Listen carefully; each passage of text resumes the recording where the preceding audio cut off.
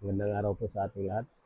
Tayo po ngayon ay nandito sa medyo bagong lugar to, no? Medyo may kaibahan tong lugar to dahil hindi gaano tong known sa mga treasure hunter. Pero subukan lang natin kung makahanap ba tayo ng mga tinatawag na mga marker, ano, mga sign ba. So, itong river na to ay patungong Lumbog. Nandito pa rin tayo sa St. Bernard, no? Ito ay creek, o hindi naman ganong kalakihang river or small uh, water stream. Yung tawag natin na hindi naman ganong malakihan yung daloy ng ano dito, pero tinatawag itong sapa lang, sapa o creek. Itong creek na to, kung papuntang pataas ay papuntang ano na yan, papuntang Lumbog, Barangay Lumbog, Hinunangan.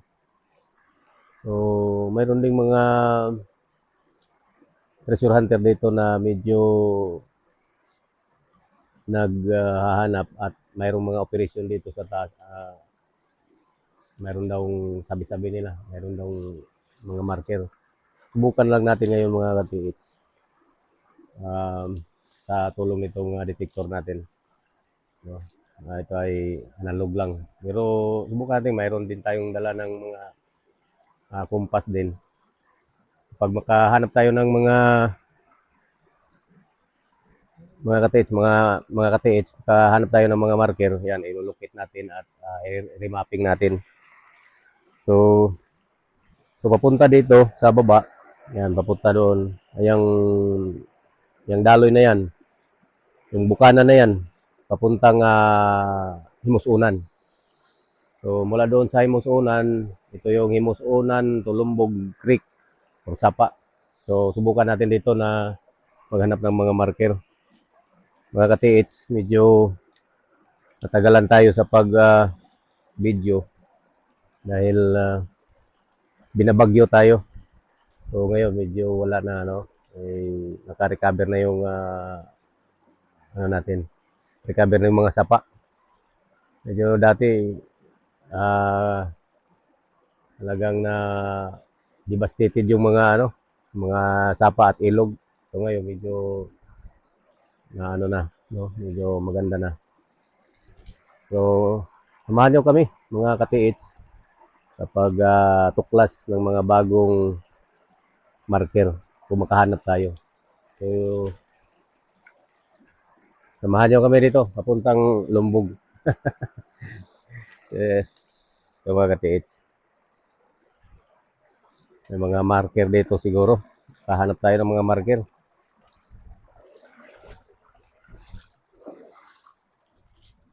So, welcome nga pala mga ka-TH sa vlog natin. Red Rider PH Treasure. Ito yung Red Rider na naka-black na. Sira na yung ano natin, yung pangsuot natin na red, no? Kaya mga ka-TH, kung nagustuhan niyo yung mga video natin at mahilig kayo sa treasure, so sundan nyo lang kami palagi.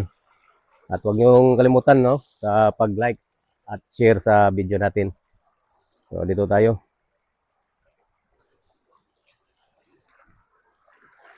Itong creek na ito mga ka-TH, malaki to pag medyo may mga tag-ulan, bumabaha dito. Kaya medyo delikado din tong creek na to. Ito yung papuntang Lawigan River. Pero dadaan pa to ng Maria Asuncion o Kabagawan Barangay hanggang sa Karnaga, Barangay Karnaga, Tambis yan, Tambis Uno. So mga ka-TH, dito tayo. So hanap lang tayo ng mga malalaking marker dito at malalaking bato kasi itong mga bato mga ka-TH talagang hindi masyadong malaki. So kadalasan kasi sa mga ganitong uri ng mga sapa, so madali lang yung tingnan yung ano, yung mga marker-marker kasi medyo malinis naman.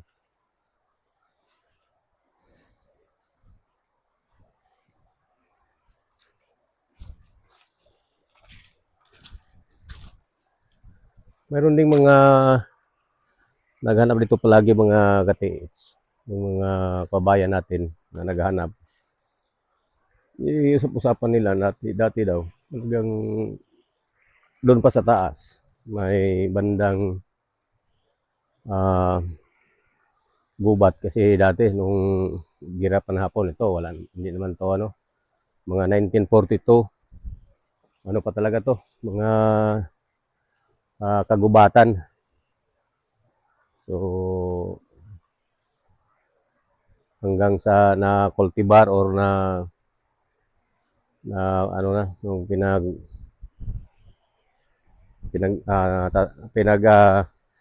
develop na sa mga farmers natin. Ito, mayroong bilog na ano rito pero maliit lang. Hindi naman siguro to gaanong ano,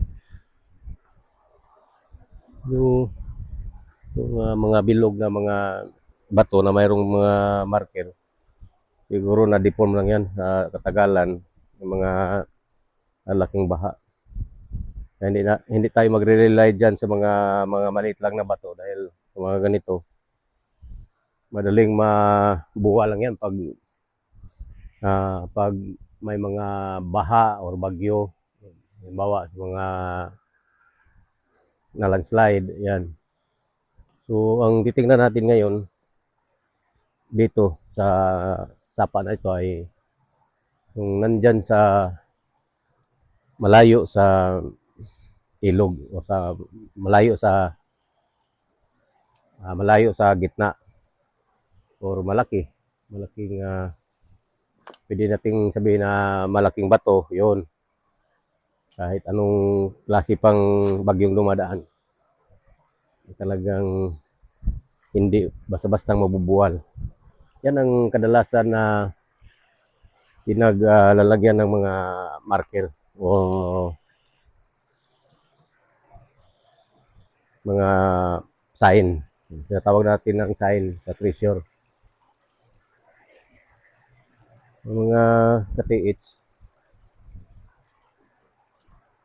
So, sa ngayon, talagang tinitingnan natin yung mga paligid-paligid.